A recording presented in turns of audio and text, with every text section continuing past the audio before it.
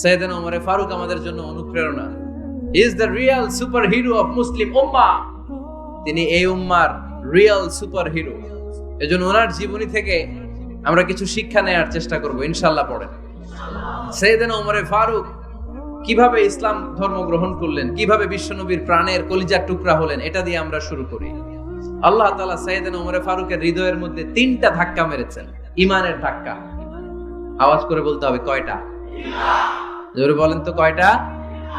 3টা ঈমানি ধাক্কা। এক হচ্ছে বিশ্বনবীর দোয়ার ধাক্কা। এক কি? দোয়ার ধাক্কা। 2 হচ্ছে সূরা হাক্কা দিয়ে দিয়েছেন আল্লাহ এক ধাক্কা। সুবহানাল্লাহ পড়বেন না? 3 হচ্ছে সূরাতু তাহা দিয়ে আল্লাহ দিয়েছেন আরেকটা ধাক্কা। এই 3টা ঈমানি ধাক্কা যখন সাইয়েদনা ওমর ফারুকের হৃদয়ে লাগলো, উনি পড়তে আরম্ভ করেছেন আশহাদু আল্লা ইলাহা ইল্লাল্লাহ ওয়া আশহাদু আন্না মুহাম্মাদান আবদুহু ওয়া রাসূলুহু। চিল্লায়ে পড়েন আল্লাহু আকবার। বিশ্বনবী মক্কায় বসে বসে তাহাজ্জুদের সালাত পড়ে আল্লাহর কাছে দোয়া করলেন, আল্লাহুম্মা আইজ্জাল ইসলাম বিআহাব্বির রাজুলাইনি ইলাইক। ও আল্লাহ, 2 জন লোকের নাম বলবো, 2 জনের দরকার নেই। এই 2 জনের একজনকে আপনি ইসলামের সুশীতল ছায়া তলে এনে ইসলামকে বিজয় দান করে দেন।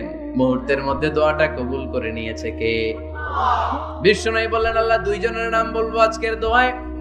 আবি জাহাল ইবনে হিশাম, হয়তো হিশামের বেটা আবু জাহেলকে আপনি ইসলামের ভিতরে নিয়ে আসেন, কিংবা ওমর ইবনুল খাত্তাব, খাত্তাবের বেটা ওমরকে আপনি ইসলামের ছায়া তলে নিয়ে আসেন। ওমরে ফারুকের জন্য দোয়াটা কবুল করে নিয়েছে কে?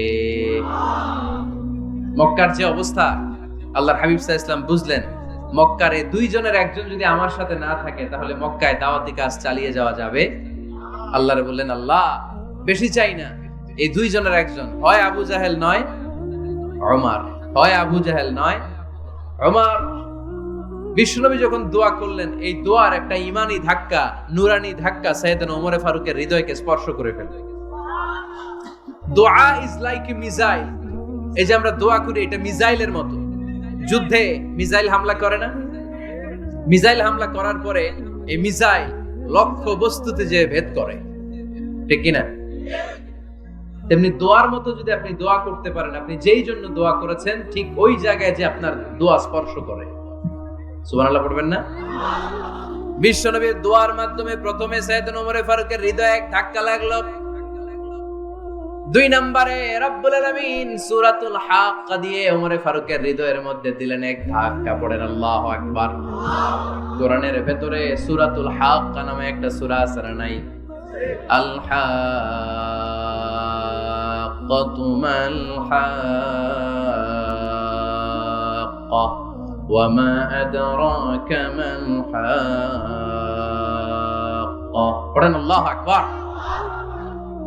বিশ্বনবী যখন দোয়া করলেন, ওই দোয়া যখন সাইয়েদনা ওমর ফারুকের হৃদয়ে স্পর্শ করলো, সাইয়েদনা ওমর ফারুক সব সময় বিশ্বনবীরে ফলো করতে আরম্ভ করলেন।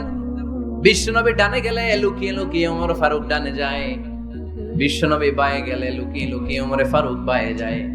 বিশ্বনবী একবার মসজিদুল হারামে যে নামাজ পড়তে শুরু করলেন, ওমর ফারুক তখন বিশ্বনবীর পিছু পিছু ছদ্মবেশে পেছন থেকে যে বিশ্বনবী কিভাবে নামাজ পড়ে দেখতে শুরু করলেন। বিশ্বনবী ইন দা মিন টাইম এশার নামাজে আল হাক্কাতু মাল হাক্কা তেলাওয়াত শুরু করে দিলেন। আল হাক্কাতু মাল হাক্কা তেলাওয়াত শুরু করে দিলেন। তেলাওয়াত করতে করতে বিশ্বনবী যখন তেলাওয়াত করতেছে, ওমর ফারুক এরকম দুলতেছে আর মজা পাচ্ছে।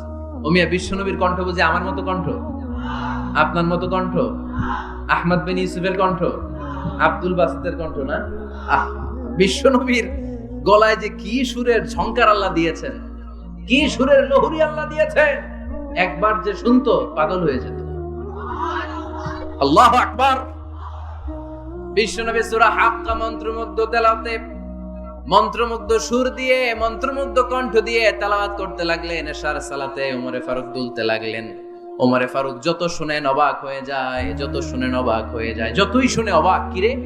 কারণ তিনি আরবি ভাষা বুঝতেন। এত সুন্দর শব্দের গাঁথনি, এত প্রাঞ্জল বর্ণনা, এত সুন্দর অন্তমিল, এটা কবিতা না হয়ে পারে না। উনি মনে মনে ভাবলেন, এটা মনে হয় কবিতা। It might be poem, it could be poem. Muhammad মনে হয় কবি হয়ে গেছে, তার কাব্য প্রতিভা দিয়ে সে এটা বানিয়েছে। তা না হলে এত সুন্দর কথা, এটা কবিতা না হয়ে পারে। ইন দ্য মিন টাইম বিশ্বনবী কিন্তু দেখতেছে না যে পেছনে ওমর। বিশ্বনবী তেলাওয়াত করছিলেন, ইন দ্য মিন টাইম বিশ্বনবী পড়ছিলেন ওমা হুয়া বিকাউলি শাইরিন কলিলাম মা তুমিনুন। এই আয়াতের অর্থ হলো এটা কোনো কবির কথা নয়, খুব অল্প সংখ্যক লোকই তোমরা ঈমান আনো। সুবহানাল্লাহ পড়ে। এটাকে বলে কোইন্সিডেন্ট। কোইন্সিডেন্ট হুট করে অনেক সময় মিলে যায়। আপনি একজনের কথা ভাবতেছেন বাজারে গেলেন, বাজারে যেই দেখেন ওই লোকটা দাঁড়ায় আছে, এরকম হয় কি হয় না? কোইন্সিডেন্ট। ওমর ফারুক মনে মনে যেটা ভাবতেছে ওই কথা দিয়ে বিশ্বনবী তেলাওয়াত করতেছে, আল্লাহু আকবার। বিশ্বনবী যে আয়াত তেলাওয়াত করছিলেন, আয়াতের অর্থ হলো এটা কোনো কবির বানানো কবিতা না, খুব অল্প সংখ্যক লোকই তোমরা ঈমান আনো। ওমর ফারুক আটকে উঠলেন, থমকে দাঁড়ালেন। ঘটনা কি? আমি মনে মনে ভাবলাম, কি রে এত সুন্দর কথা, এটা তো মানুষের কথা হতে পারে না, এটা নিশ্চয়ই কবিতা, কবির কথা। কিন্তু মুহাম্মদ এখন আবার পড়তেছে ওমা হুয়া বিকাউলি শাইর, এটা কোনো শায়েরের কবির কথা নয়। কলিলাম মা তুমিনুন, অল্পই তোমরা ঈমান আনো। তার মানে আমার মনে যা চলে মুহাম্মদ এটা টের পায়। মুহাম্মদ গণক। নাউজুবিল্লাহ পড়বেন না? মুহাম্মদ অনেক বড় মাপের একজন গণক। মানুষের হৃদয়ে কি চলে, মনে মনে কি ভাবে, মুহাম্মদ না দেখেও বলে দিতে পারে। ইন দা মিন টাইম বিশ্বনবী পরের আয়াতে পড়লেন ওয়ালা বিকাউলি কাহিনিন কলিলাম মা তাযাক্কারুন। এই আয়াতের অর্থ হলো এটা কোনো গণকের বানানো গণনা নয়, খুব অল্প সংখ্যক লোকই তোমরা উপদেশ হিসেবে এটাকে মানো। সুবহানাল্লাহ পড়ে। এবার আর ওমর ফারুকের সহ্য হয় না, কি আজীব তামাশা। প্রথমে মনে করলাম কবিতা, মোহাম্মদ কয় কবি না, সে কবি না, এটা কবিতা না। তারপর ভাবলাম সে গণক, সে আয়াত পরে পরে বলে দিল এটা গণনা নয়, তাহলে এটা কি? এটা কি কবিতাও না, গণনাও না, তাহলে এটা কি? বিশ্বনবী তখন বললেন তানজিলুম মির রাব্বিল আলামিন। সুবহানাল্লাহ পড়েন। পরের আয়াত ছিল তানজিলুম মির রাব্বিল আলামিন। এটা দুনিয়ার কোনো কবির বানানো কবিতা না, এটা কোনো গণকের গণনা না, এটা কোনো সাহিত্যিকের বানানো সাহিত্য নয়, এটা মহাবিশ্বের পরিচালক রব্বুল আলামিনের কাছ থেকে পাঠানো কিতাব কোরআন। সূরা হাক্কার ধাক্কায় ওমর ফারুক কাইত। প্রথমে ধাক্কাটা লাগলো যে দোয়া। বিশ্বনবী তাহাজ্জুদে কেঁদে দোয়া করলেন, আল্লাহ হয় আবু জাহেলের দিবা নাইলে ওমর রে দিবা। ওই দোয়া ওমর ফারুকের হৃদয়ে ছোঁয়া লেগেছে। এরপর হাক্কা, সূরাতুল হাক্কা দিয়ে দিলে এক ধাক্কা। এই ধাক্কা খেয়ে উথাল পাথাল হৃদয়ের মধ্যে, হায় রে এ কি বাণী, এ কেমন কথা, কে মুহাম্মদ? তারপরও শয়তানের ওয়াসওয়াসা আছে না নাই? আল্লাহ বলে যতই ওয়াসওয়াসা ওমরকে দেয়া হোক, আমি ওমরে ফারুককে মুসলিম উম্মাতের সেনাপতি বানিয়ে ছাড়বো, আমি সেনাপতি বানাবো। এবার 3 নাম্বার ডোজ। ডাক্তারের কাছে গেলে প্রথমে দেখবেন সিম্পল ডোজ দেয়, নরমাল ওষুধ, এটাতে কাজ না হলে ডোজ বাড়ায়, একেবারে কাজ না হলে অ্যান্টিবায়োটিক মারে, আছে না নাই? আল্লাহ প্রথমে দোয়ার ছোঁয়া লাগালেন, তারপর সূরা হাক্কা দিয়ে ধাক্কা মারলেন, এরপরে রব্বুল আলামিন বলেন এবার 3 নাম্বার ডোজ সূরা তহা দিয়ে আমি তোমার হৃদয়টারে উজালা বানায় দেব রে ওমর। শয়তান ওদিক দিয়ে ওয়াসওয়াসা, খেলা দুই দিক থেকে চলতেছে। আল্লাহ তাআলা হেদায়েতের রাস্তায় টানছে, শয়তান জাহান্নামের দিকে টানছে। ঘোষণা দেয়া হলো মক্কায়, মুহাম্মদের মাথা কেটে এনে দিলে এত এত স্বর্ণ মুদ্রা দেয়া হবে। ওমরে ফারুক রাজি হয়ে গেলেন, নাঙ্গা তলোয়ার নিয়ে বিশ্বনবীর মাথা কাটার জন্য ছুটলেন। নাউজুবিল্লাহ পড়বেন না? বনু জাহরা গোত্রের এক লোক বলে, আইনা ইয়া ওমর, কই যাও? মুহাম্মদের মাথা কাটতে যাই। আরে মুহাম্মদের মাথা কাটতে যাও? তোমার বোন ফাতিমা বিনতে খাত্তাব আর তোমার বোন জামাই সাঈদ কদ সাবা, এরা তো ধর্ম ত্যাগ করে ফেলছে, এটা তো আমাদের ধর্ম ত্যাগ করে মুহাম্মদের ফলোয়ার হয়ে গেছে। আগে ওমর ঘর সামলাও, পরে মুহাম্মদের মাথা কাটতেছে। ওমরে ফারুক অবাক হয়ে গেলেন, তলোয়ার নিয়ে বিশ্বনবীর দিকে না যেয়ে নিজের বাড়ির দিকে চলে গেলেন। বিশ্বনবীর আপন বোন ফাতিমা বিনতে খাত্তাব, বোন জামাই সাঈদ আর খাব্বাব রাদিয়াল্লাহু তাআলা আনহু, তিনজন মিলে সূরা তহা তেলাওয়াত করছিলেন। পড়েন সুবহানাল্লাহ। মক্কায় লুকিয়ে লুকিয়ে দাওয়াত হতো। খাব্বাব রাদিয়াল্লাহু তাআলা আনহু একটা চামড়ার ফলকের মধ্যে সূরা তহার কয়েকটা আয়াত এনে ওমরে ফারুকের বোন আর বোন জামাইকে শিক্ষা দিচ্ছে, ট্রেনিং দিচ্ছে। সুবহানাল্লাহ পড়েন। লুকিয়ে লুকিয়ে ওমরে ফারুক যখন ঘরে চলে আসলেন, এরা তটস্থ হয়ে গেল। সাইয়েদনা খাব্বাব বিছানার তলায় লুকিয়ে গেলেন। ওমরে ফারুক বললেন, দরজা খোলো। ফাতেমা বিনতে খাত্তাব দরজা খোলার পরে নির্মম ভাবে সাইয়েদনা ওমর রাদিয়াল্লাহু তাআলা আনহু বোনের গায়ে আঘাত শুরু করে দিল। বোন জামাইকে আহত করতে শুরু করলো আর বলতে শুরু করলো, তোরা পাগল হলি কেন? কি আছে ওই মুহাম্মাদের মধ্যে? কি জাদু নিয়ে এসেছে? সে যাই বলে লোকজন পাগল হয়ে যায়, সবাই তার উপর কালিমা পড়ে ঈমান এনে ফেলে। কি এমন জিনিস তোদের কাছে আছে যেটা দেখে মুহাম্মদকে তোরা ভালোবাসলি? কি আছে? কি পড়তেছিলি আমারে দেখা। ফাতেমা বলে, ইন্নাকা রিজসুন লা ইয়ামাসসুহু ইল্লাল মুতাহহারুন। ও আমার ভাই ওমর, তুমি নাপাক। তুমি কি? লা ইয়ামাসসুহু ইল্লাল মুতাহহারুন, পবিত্রতা অর্জন না করে এই কোরআন ধরা যায় না। সুবহানাল্লাহ পড়েন। ওমরে ফারুক গোসল করে আসলেন, কারণ ধাক্কা তো আগে কয়েকটা খাইছে। কথা বুঝেন নাই বোধহয়? প্রথমে দোয়ার ধাক্কা, পরে কোন সূরা দিয়ে ধাক্কা? হাক্কা দিয়ে ধাক্কা। 3 নম্বরে এখন আরেকটা ধাক্কা খাবে। গোসল করে আসলেন। ফাতেমা বিনতে খাত্তাব বললেন, গোসল যখন করে এসেছেন, এই নেন। ওমরে ফারুক এবার চামড়ার কাপড়ের মধ্যে সূরা তহার প্রথম আয়াতের দিকে নজর করলেন। নজর করেই কোরআনের প্রেমে পড়ে গেলেন। পড়েন সুবহানাল্লাহ। ওমরে ফারুক পড়তে আরম্ভ করলেন, তহা মা আনজালনা আলাইকাল কুরআনা লিতাশকা ইল্লা তাযকিরাতান লিমান ইয়াখশা তানজিলাম মিম্মান খালাকাল আরদা ওয়াস সামাওয়াতিল উলা। সুবহানাল্লাহ পড়েন। উনি পড়তে আরম্ভ করলেন, তহা মা আনজালনা আলাইকাল কুরআনা লিতাশকা, এই কোরআনকে আমি তোমাদের হতভাগ্য জাতি হিসেবে দুনিয়ায় থাকার জন্য পাঠাই নাই। এটা রব্বুল আলামিনের পক্ষ থেকে এসেছে। যারা রবকে ভয় করে তাদের জন্য আছে উপদেশ। যিনি আকাশ বানিয়েছেন, জমিন বানিয়েছেন, ওই আল্লাহ তাআলা নিজেই এই কোরআন পাঠিয়েছে।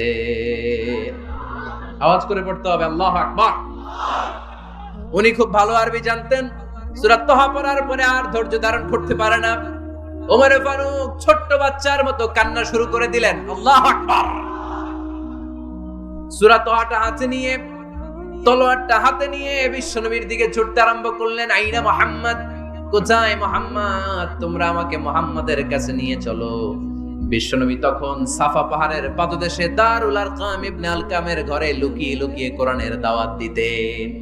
ওমরে ফারুককে পাগলের মতো ছুটে আসতে দেখে বিশ্বনবীর চাচা হামজা ইবনে আব্দুল মুত্তালিব বলল, নবী আপনি পালান। ওই যে খাত্তাবের বেটা ওমর আপনাকে অপমান করার জন্য, আক্রমণ করার জন্য তেড়ে এসেছে।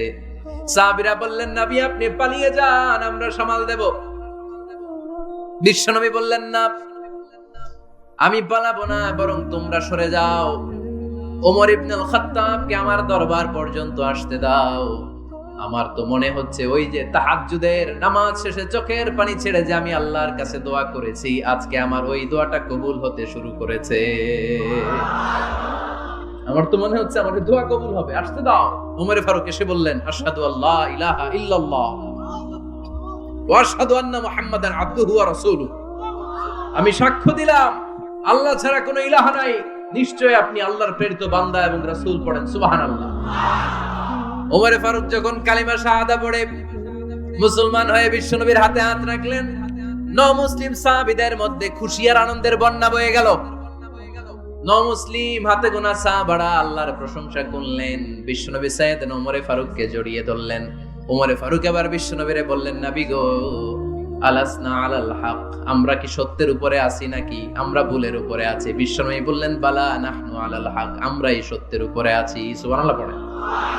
আলাসনা আলাল হক, নবী আমরা কি সত্যের উপরে নাই? হ্যাঁ অবশ্যই ওমর, তুমি সত্যের উপরে আছো। ওমরে ফারুক বললেন, তাহলে ফাফিমাল ইখতিফা, তাহলে লুকায় লুকায় আর দাওয়াত দেব কেন? আমি তো কালিমা পড়ে ফেলছি, আসেন আমার সাথে বের হই। ফাফিমাল ইখতিফা, আর লুকায় লুকায় কেন? আসেন আমরা বাইরে বের হই। বিশ্বনবী বললেন, ওমর এটা মাক্কি জীবন, এখানে আমরা একটু গোপনে গোপনে দাওয়াত দিতে চাই। ওমরে ফারুক বলে, না, আমার দায়িত্ব, আমি একটা মিছিল দিতে চাই নবী। আল্লাহর নামের তাকবীর দিতে দিতে দারুল আরকাম থেকে শুরু করে মসজিদুল হারাম পর্যন্ত একটা মিছিল দিয়ে আমি মক্কা কাঁপাইয়া দেব। অনুমতি দেন, বিশ্বনবী দিতে চায় না। ওমর ফারুক অনেক বোঝানোর পরে স্বল্প পরিসরের একটা অনুমোদন পাওয়া গেল বিশ্বনবী সাল্লাল্লাহু আলাইহি ওয়াসাল্লামের কাছ থেকে। কিন্তু মিছিল যে দিবে, মিছিলের জন্য লোকের দরকার আছে না নাই? এখানে লোক নেই, আমি একাই মিছিল দিতেছি, এটা জমবে? মিছিল জমবে? খুঁজে উনি 11 জন মুসলিম সাহাবা পেলেন। কয়জন? ওমরে ফারুক বললেন 11 জনই সই। এই 11 জন নিয়ে আমি আল্লাহর নামের তাকবীর দেব। 2 লাইন করলেন। কয় লাইন? 2 লাইন। পেছনে 6 জন, আর এই লাইনের নেতা বানালেন বিশ্বনবীর চাচা হামজাকে রাদিয়াল্লাহু তাআলা আনহু। আর সামনে 5 জন, তার আগে দাঁড়ালেন উনি নিজেই। তাহলে 6 6 12। বললেন এই 2 লাইনই আমরা তাকবীর দিতে দিতে, বেশি না, এই দারুল আরকামের ঘর থেকে, আপনারা জানেন যে সাফা মারওয়া এখন যে সাই হয়, এই সাফার পাদদেশে ছিল দারুল আরকামের ঘর। উনি বললেন এখান থেকে ওই যে কাবার গিলাফ দেখা যায়, কাবার গিলাফ পর্যন্ত আমরা এই তাকবীর নিয়ে ওখানে যাব। সুবহানাল্লাহ পড়বেন না? ওখানে উনি দাঁড়িয়ে ছোট্ট একটা ভাষণ দিয়েছিলেন। উনি বলেছিলেন মান আরাদা আন তাসকুলা উম্মু ওয়া ইয়াতামা ওয়ালাদু ওয়া তারমিলা যাওজাতুহু ফালিয়াসুদ্দানি। খেয়াল করে শুনেন, কান দুইটা খরগোশের কানের মতো খাড়া করেন। উনি এক বাক্যের একটা ভাষণ দিলেন। ভাষণ দিতে জানলে বড় ভাষণ দেয়া লাগে না, এক বাক্যের ভাষণ দিয়ে গোটা বিশ্বকে ঝাঁকুনি মারা যায়। চিল্লায় বলো ঠিক কিনা? ওমরে ফারুক এক বাক্যের একটা ছোট্ট ভাষণ দিলেন। মান আরাদা আন তাসকুলা উম্মু, কে আছো মায়ের এই মক্কায়, কে আছো মায়ের বুক খালি করতে চাও? ইয়া আচামা ওয়ালাদু, কে আছো বাচ্চাগুলারে, নিজের সন্তানগুলোরে ইয়াতিম বানাতে চাও? কে আছো তারমিলা যাওজাতুহু, নিজের স্ত্রীকে বিধবা বানাতে চাও? ফালিয়া সুদ্দানি, বুকের পাটা থাকলে আমি ওমর রে থামাও। ফালিয়া সুদ্দানি, দেখি মক্কায় কার এত বড় বুকের পাটা। কে আছো মায়ের বুক খালি করতে চাও, সন্তান রে এতিম বানাতে চাও, স্ত্রীকে বিধবা বানাতে চাও? ফালিয়া সুদ্দানি, পারলে আমারে ঠেকাও। এই বলে উনি আল্লাহু আকবার, আল্লাহু আকবার, আল্লাহু আকবার বলে স্লোগান শুরু করে দিলেন। এক এক স্লোগানে মক্কার মরুজমিন থারথার করে কাঁপতে আরম্ভ করল। এই মিছিল মক্কার কেউ দেয় নাই। মিছিলের আওয়াজ শুনে আবু জাহেল বাইরিস, উতবা বাইরিস, শাইবা, ওয়ালিদ ইবনে মুগিরা সব বের হইছে। কিরে, আমার এলাকায় এত বড় স্লোগান, কার এত সাহস? বের হয়ে দেখে মিছিলের সামনে ওমর। ওমর রে দেখে দিছে এক দৌড়। কারণ ওমরে ফারুককে থামানোর মতো বাপের বেটা মক্কায় দ্বিতীয়টা কেউ ছিল না। আওয়াজ করে বলেন ঠিক কিনা? ওমরে ফারুক আল্লাহু আকবার, আল্লাহু আকবার বলে স্লোগান দিতে দিতে মসজিদুল হারামের ভেতরে ঢুকে গেল। কাবার গিলাফ ধরার পরে সেদিন মিছিল থেমেছে। ওই আল্লাহর নামের স্লোগান সেদিন কেউ থামাতে পারে নাই, কিয়ামত পর্যন্ত কেউ থামাতে পারবে না। চিল্লায় বলো ঠিক কিনা?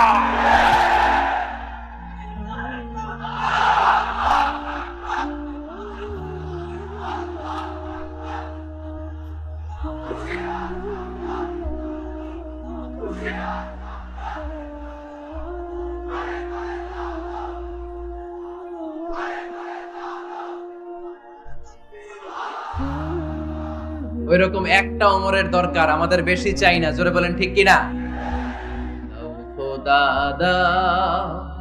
আমায় আবার ওমর দারাজ দিল দাও, খোদা আমায় আবার ওমর দারাজ দিল দাও।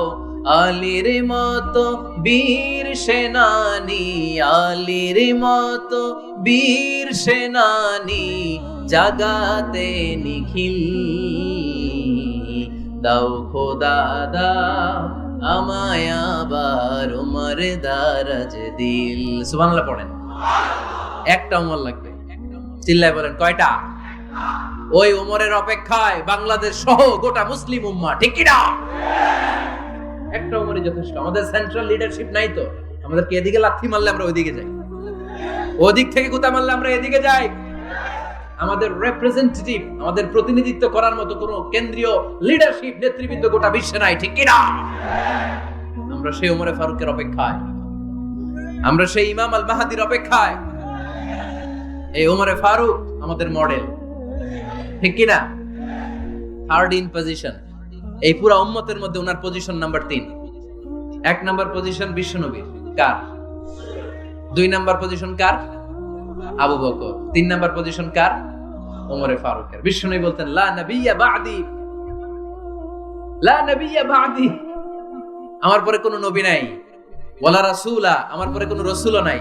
আমার নবীর পরে আর কোনো নবী আছে? আমার নবীর পরে আর কোনো রাসূল আছে? এই যে কাদিয়ানি যে একটা সম্প্রদায় আছে, এরা কি মুসলিম নাকি অমুসলিম? মুসলিম সম্প্রদায়ের সাথে এদের কোনো সম্পর্ক নাই। চিল্লায়ে বলেন ঠিক কিনা? এরা যদি মুসলমান হতে চায়, আমার নবী দ্য লাস্ট মেসেঞ্জার, বিশ্ব নবীকে খাতামুন নবী হিসেবে সংবাদ সম্মেলন করে গোটা বিশ্বকে জানাই দিতে হবে, তারপরে তাদেরকে আমরা মুসলিম হিসেবে স্বীকৃতি দিব। চিল্লায়ে বলেন ঠিক কিনা? তা না হলে তারা কোন ধর্মের এটাকে জানাই দিতে হবে। No inferiority complex, no identity crisis. Identity ক্রাইসিসে থাকা যাবে না। আপনারা কোন ধর্মের এটা জানাই দেন। আপনারা বিশ্ব নবীরও শেষ নবী মানবেন না, আবার মুসলিম বলেও নিজেদেরকে ট্যাগ লাগাতে চাইবেন। সাধারণ মুসলমানরা এটা এই ধোঁকাবাজি মানে না। চিল্লায়ে বলেন ঠিক কিনা? আমার নবীর পরে কোনো নবী নাই, আমার রাসূলের পরে কোনো রাসূল নাই, ঠিক কিনা? আল্লাহর হাবিব বলতেন, লাউ কানা বা'দি নাবিয়্যুন লাকানা উমর, তবে আমার পরে যদি নবী হওয়ার যোগ্যতা কারো থাকে, আমার ওমরের ওই যোগ্যতা আছে। সুবহানাল্লাহ পড়েন। প্রভু তুমি বলেছো রাসূল দেবে না, বলনি দেবে না ওমর, বলনি দেবে না হামজা তারি, খালিদ বিজয় সমর। প্রভু তুমি বলেছো রাসূল দেবে না, বলনি দেবে না ওমর, বলনি দেবে না হামজা তারি, খালিদ বিজয় সমর। প্রভু তুমি বলেছো রাসূল দেবে না। সুবহানাল্লাহ পড়েন। এজন্য আমরা একটা ওমর চাই। কয়টা? বেশি লাগবে? নেতার মতো নেতা কয়টা লাগে? জোরে বলেন কয়টা? Enough, that's enough. Omar Farooq, our super hero. ওনার সাথে বিশ্বনবী সাল্লাল্লাহু আলাইহি ওয়াসাল্লামের মুসাহারার সম্পর্ক ছিল। ওমর ফারুক যে বিশ্বনবীর শ্বশুর, এটা অনেকে জানেই না। ওমর ফারুক রাদিয়াল্লাহু তাআলা আনহু বিশ্বনবীর শ্বশুর ছিলেন। এটা আজকে নতুন শুনছেন। কে কে হাত তোলেন? দেখছেন হুজুর? সঠিক বলছি না আমি? অনেকে আমরা জানি না। মাশাআল্লাহ, জানতে লজ্জা নাই, শিখতে লজ্জা নাই। লজ্জা হচ্ছে অজ্ঞতায় আর মূর্খতায়, ঠিক কি না? আমরা শিখতে রাজি আছি। যে কথা বলে আমরা তার ছাত্র। আমার আগে হুজুর কথা বলতেছিলেন, আমরা ছিলাম ছাত্র। এখন আমি কথা বলতেছি, এখন আমরা সবাই হয়ে গেছি ছাত্র, ঠিক কি না? যিনি বলেন তিনি শিক্ষক, বাকিরা আমরা ছাত্র, ঠিক কি না? 4 খলিফার 2 খলিফা, ইসলামের 4 খলিফার 2 খলিফা বিশ্বনবীর মেয়ের জামাই, আর বাকি 2 খলিফা বিশ্বনবীর শ্বশুর। সুবহানাল্লাহ পড়েন। সাইয়েদনা আলী রাদিয়াল্লাহু তাআলা আনহু, সাইয়েদনা উসমান যুন নূরাইন বিশ্বনবীর মেয়ের জামাই। উসমান রাদিয়াল্লাহু তাআলা আনহুর কাছে বিশ্বনবী 2 মেয়েকে বিয়ে দিয়েছিলেন। একজন মারা যাওয়ার পরে আরেকজন। বিশ্বনবী বলেছেন, এরপরে আরেকটা থাকলে ওইটারও বিয়ে দিতাম। সুবহানাল্লাহ পড়বেন না? 2 জন ছিল মেয়ের জামাই, আর 2 জন ছিল শ্বশুর। সাইয়েদনা আবু বকর শ্বশুর, বিশ্বনবীর স্ত্রী আম্মাজান আয়েশা রাদিয়াল্লাহু তাআলা আনহার বাবা। বিশ্বনবীর স্ত্রী আম্মাজান হাফসা রাদিয়াল্লাহু তাআলা আনহার বাবা ছিল সাইয়েদনা ওমর ফারুক। চিল্লায়ে পড়েন আল্লাহু আকবার। যেন তেন পজিশন না। সাইয়্যিদু কুহুলিল জান্নাহ, জান্নাতে যত নারীরা যাবে, নারীদের সর্দারিনী হবে সাইয়্যিদাতুনা ফাতেমা রাদিয়াল্লাহু তাআলা আনহা। এই ফরিদপুরের যত ইয়াং স্টারেরা, তোমরা যারা জান্নাতে যাবে, তোমাদের লিডার হবে সাইয়েদনা হাসান আর হুসাইন রাদিয়াল্লাহু তাআলা আনহুমা। আর বয়স্ক মুরব্বীরা যারা জান্নাতে ঢুকবেন, আপনাদের লিডার হবে সাইয়েদনা আবু বকর আর সাইয়েদনা ওমর ফারুক রাদিয়াল্লাহু তাআলা। সুবহানাল্লাহ পড়তে পারলেন না? ওমর ফারুক এটা সাধারণ কোনো ক্যারেক্টারিস্টিক্স নয়। ওনাকে আল্লাহ তাআলা নলেজও দিয়েছেন, আবার দ্বীনদারিও দিয়েছেন। আমার দিনী ভাইয়েরা, খেয়াল রাখবেন, কোন আলেমের মধ্যে বা কোন নেতার মধ্যে যদি এই দুইটার সমন্বয় আপনি পান, যে তার জ্ঞানও আছে আবার দ্বীনদারিও আছে, he belongs the knowledge and he belongs the taqwa, সে গোটা বিশ্বকে জয় করে ফেলবে, ঠিক কি না? যার মধ্যে জ্ঞান আছে, যার মধ্যে তাকওয়া আছে, তারে কেউ থামায় রাখতে পারে? ওমর ফারুককে এই 2 নেয়ামত দিয়ে ধন্য করেছে কে? সহিহ বুখারীর বর্ণনা। বিশ্বনবী সাহাবীদের সামনে একটা স্বপ্নের কথা বলছেন। বিশ্বনবী বললেন, আমি স্বপ্নে দেখলাম আমার আঙ্গুলের ফাঁকা থেকে দুধ বের হচ্ছে। আমি তৃপ্তি সহকারে দুধ খেলাম। খাওয়ার পরে দেখলাম আঙ্গুলের মধ্যে একটু দুধ লেগে আছে। আমার আঙ্গুলে অতিরিক্ত লেগে থাকা দুধটা আমি ওমর ফারুকের মুখের মধ্যে লাগিয়ে দিলাম।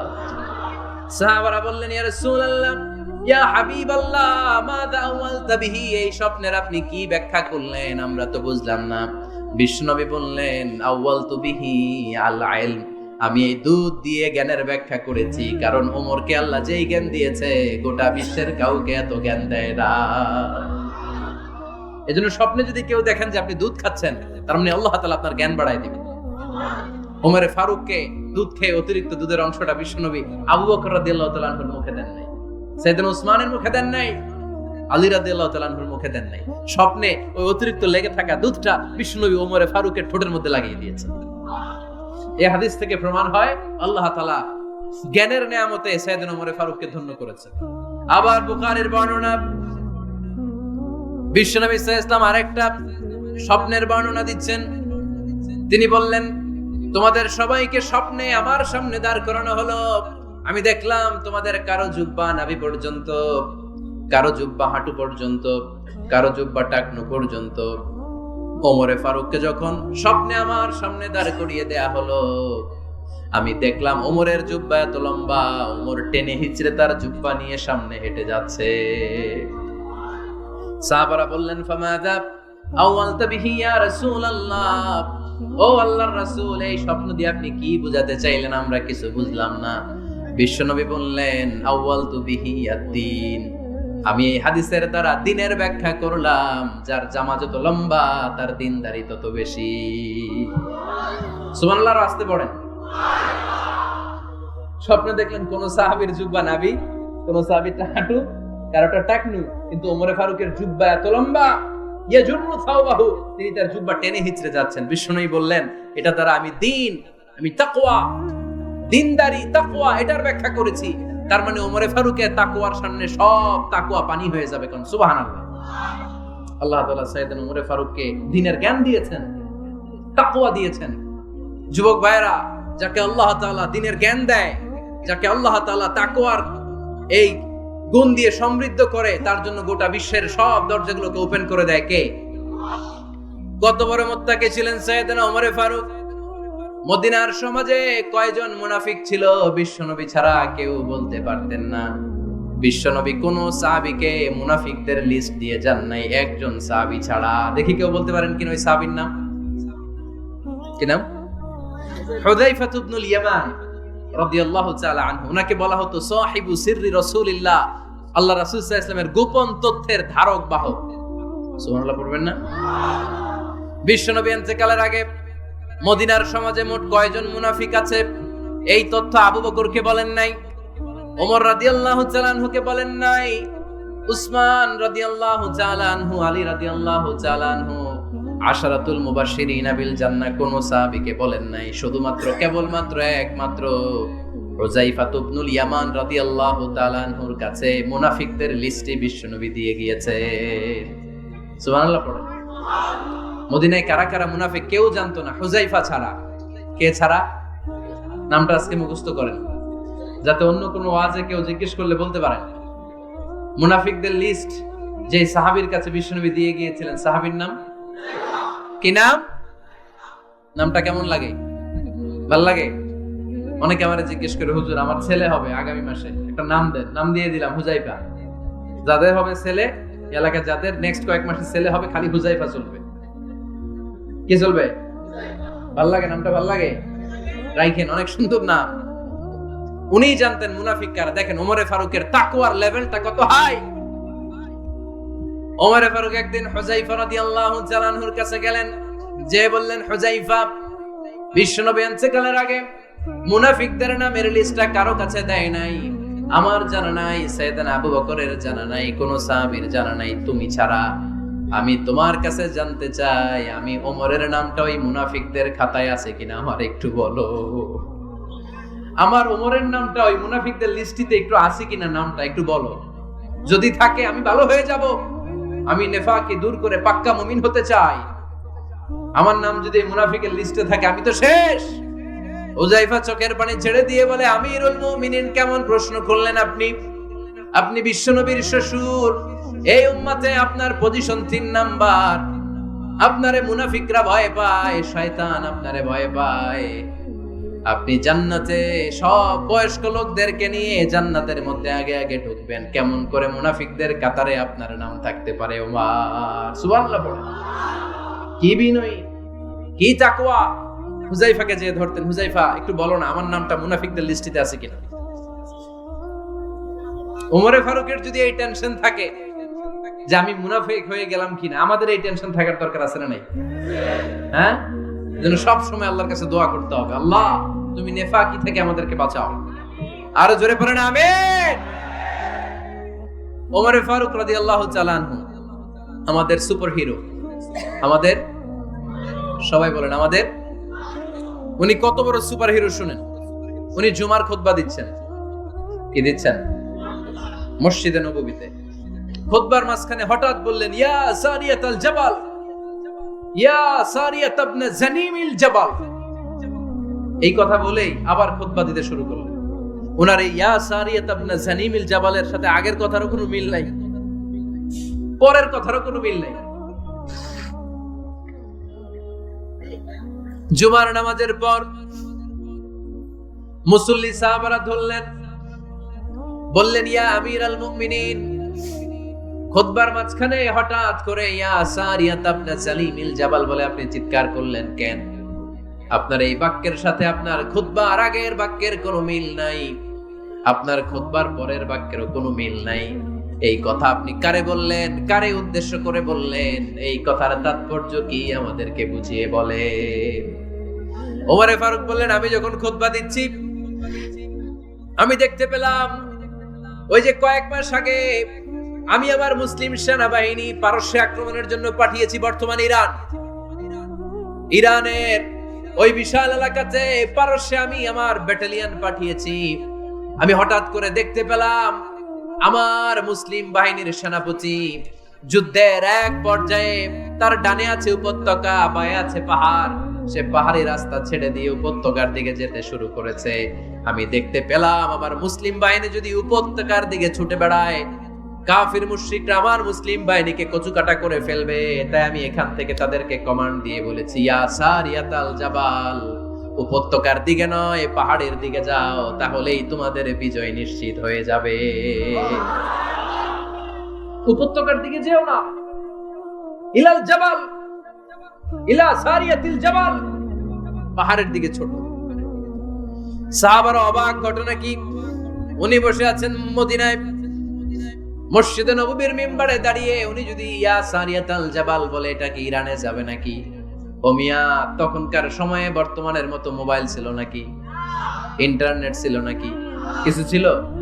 খালি মুখে আমি যদি বলি ইয়া সারিয়াতাল জাবাল, এটা ইরানে যাবে? ইন্ডিয়া যাবে? ঢাকায় তো যাবে, ফরিদপুর শহরেই তো বসবে না, ঠিক কিনা? কিন্তু এটা আমিরুল মুমিনিন বিশ্বাসী সাহাবারা বিশ্বাস করে নিল। কিছু মুনাফিক ছিল, এরা কবে না ঝামেলাস, এটা তো সম্ভব না। এক কাজ করি, এই সেনাপতি যখন বিজয়ী বেশে মদিনায় ফিরে আসবে আর আমরা ধরব। এরা দিন গুনতে লাগলো, এই সেনাপতি মুসলিম বাহিনী নিয়ে পারস্য জয় করে কবে ফিরে আসবে। এই মুনাফিকের দলগুলো কখনো সেনাবাহিনীকে অভ্যর্থনা জানাতে যেত না, কিন্তু এইবার সবার আগে মদিনার উপকণ্ঠে যে সেনাপতিদেরকে অভ্যর্থনা জানানোর জন্য ফুল নিয়ে রেডি। ফুল নিয়ে দাঁড়ায় সেনাপতি ঢুকার সাথে সাথে ধরছে, এই সেনাপতি কোত্থেকে আসছে? কয় পারস্য জয় করে আসছি। কয় এমন এমন দিন, জুমার দিন দুপুর বেলা যুদ্ধের মাঝখানে আমিরুল মুমিনিনের কণ্ঠের কোন কথাবার্তা শুনছো নাকি?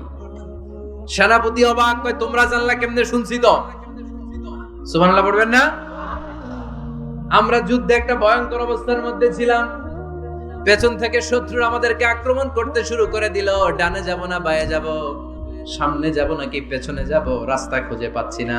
ডান দিকে ছিল আমাদের উপত্যকার রাস্তা, বাঁ দিকে ছিল পাহাড়ি পথ। আমরা সোজা পথ হবে মনে করে উপত্যকার দিকে ছুটতে আরম্ভ করলাম। হঠাৎ করে আমিরুল মুমিনিনের কণ্ঠ বজ্র কণ্ঠে আমার কানের মধ্যে ভেসে আসলো। আমার মনে হলো আমিরুল মুমিনিন কেমন যেন আমাকে কমান্ড দিচ্ছেন আর বলছেন, ইয়া সারিয়াতাল জাবাল, ডান দিকে উপত্যকার পথে নয়, তাড়াতাড়ি পাহাড়ের দিকে সৈন্য বাহিনী নিয়ে উঠে যা। পাহাড়ের দিকে, ডানে না। This is wrong track and this is the right track. ওই দিন যদি ওমরে ফারুকের ওই গাইডলাইন, আমিরুল মুমিনিনের কমান্ড যদি আমি না শুনতাম, আজকে বিজয়ের বেশে ফিরতেও পারতাম না, আমাদের চেহারাও তোমরা দেখতে পেতে না। ওমরে ফারুকের ওই কমান্ড, ওই গাইডলাইন অদৃশ্য থেকে শোনার কারণে এই পারস্যের মধ্যে আমাদেরকে সেই যুদ্ধে বিজয় দান করেছে কে? দিস ইজ ওমরে ফারুক, দিস ইজ ওমরে ফারুক। বিশ্বনবী বলতেন, ওমর মা লাকিয়াকা শাইতানু সালিকান ফাজ্জান ইল্লা সালাকা ফাজ্জান গায়রা ফাজ্জিক। ওমর, শয়তান ইবলিস যদি তোমার কোনো রাস্তা দিয়ে হাঁটতে দেখে, শয়তান ওই রাস্তা রেখে দিয়ে অন্য রাস্তা দিয়ে হাঁটে। সুবহানাল্লাহ। বাড়িতে যাই বললেন, কে বলতেছে? বিশ্বনবী। কার ব্যাপারে? ওমরে ফারুকের ব্যাপারে। শয়তান যদি দেখে যে ওমরে ফারুক এই রাস্তা দিয়ে হাঁটতেছে, শয়তান ওই রাস্তা রেখে দিয়ে অন্য রাস্তা দিয়ে হাঁটে। সুবহানাল্লাহ পড়েন। রাত্রিবেলা আমরা আমাদের বাচ্চা ছেলে মেয়েদেরকে যখন খাওয়াই, বাচ্চারা খেতে চায় না, এরকম হয় আপনাদের ফরিদপুর এলাকায়? হ্যাঁ, এই এলাকায় হয় নাকি? খেতে চায় না বাচ্চারা, এই চকলেট দেখায়া, এই মিনা কার্টুন দেখায়া, এইটা সেইটা এগুলো সেগুলো বলে, গল্প টল্প বলে ভুলায়া খাওয়ানো লাগে, তাই না? তারপরও খায় না। আমারও ছোট মেয়ে আছে, খেতে চায় না, এইটা সেইটা এমনি সেমনি খাওয়ানো লাগে। তো শেষে না পেরে মা বাবা বলতে বাধ্য হয়, ওই যে ভূত আসতেছে, ভূত, তাড়াতাড়ি তাড়াতাড়ি খাও, নাহলে যে ভূত ধরবে তোমার। ওই যে বাঘ আসতেছে, বাঘ, তাড়াতাড়ি খাইলে নাহলে বাঘে কামড়াবে। বলি না আমরা? আপনারা কি বলেন? ভূত। আর কি বলেন? হ্যাঁ হ্যাঁ, আচ্ছা, এক এক জায়গায় এক একটা আমরা বলি, ভূত আসবে, বাঘ খাবে, ভাল্লুক খাবে, তাড়াতাড়ি খাও। মদিনাতে যখন ওমরে ফারুক আমিরুল মুমিনিন, মদিনার মায়েরাও বাচ্চাদেরকে খাওয়াতে পারতো না, ছোট্ট মেয়েদেরকে খাওয়াতে পারতো না, খাওয়া নিয়ে যন্ত্রণা করতো। বাচ্চারা যখন মদিনায় খেতে চাইতো না রাত্রি বেলায়, মদিনার মায়েরা বলতো, তাড়াতাড়ি খাও, হা হুয়া ইয়াতি উমর, হা হুয়া ইয়াতি উমর, তাড়াতাড়ি খা, নাইলে ওই যে ওমর আসতেছে, Omar. This is our superhero সাইয়েদনা ওমর ফারুক রাদিয়াল্লাহু তাআলা আনহু। শুধু শয়তানি ভয় পেত না, মুনাফিকরাও ভয় পেত, জমের মতো ভয়। শুধু তাই না, আমাদের আম্মাজান বিষ্ণু ইসা ইসলামের স্ত্রীরাও ওমর ফারুককে ভয় পেতেন। সুবহানাল্লাহ কইবেন না? মাঝে মাঝে বিষ্ণু ইসা ইসলামের সাথে আম্মাজান আয়েশার ঝগড়া হতো, হতো না? আপনাদের ফ্যামিলিতে ঝগড়া হয়? হয় না? হয় না? কার কার দেখি? ওরে আল্লাহ, অনেক আল্লাহর ওলি আছে তো এই জায়গায়। ঝগড়া হয় না? এ কি কথা কয়, ঝগড়া হয় না বলে? বিশ্বনবীর ফ্যামিলিতে ঝগড়া হয়, আপনার ফ্যামিলিতে হয় না? মিষ্টি ঝগড়া। আর ও বিয়েই করে নাই।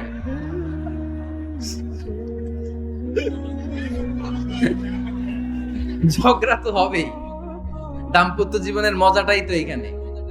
কখনো ঝগড়া, কখনো আনন্দ, একটু বৃষ্টি, একটু রোদ, একটু হাসি, একটু কান্না, ভালো লাগা ভালোবাসা শেয়ার করে নেওয়া, মিলেমিশে একাকার হয়ে যাওয়া, ঠিক কিনা?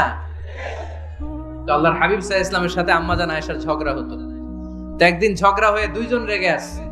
খবরদার, দুইজন রেগে থাকবেন না। একজন রাগলে আরেকজন থেমে যাবেন, কারণ এই ছোট্ট ঝগড়া থেকে এটা অনেক সময় বিচ্ছেদের দিকে গড়ায়। আমার প্রিয় ফরিদপুরবাসী, ভাবি রেগে গেলে আপনি রাগেন না, ওই দিন আপনি একটু ঠান্ডা থাকেন। আবার আপনি রেগে গেলে, আমার মাইকের আওয়াজ যদি ভাবিরা শুনেন, আপনারা রেগে যায় না, একটু ঠান্ডা থাকবেন।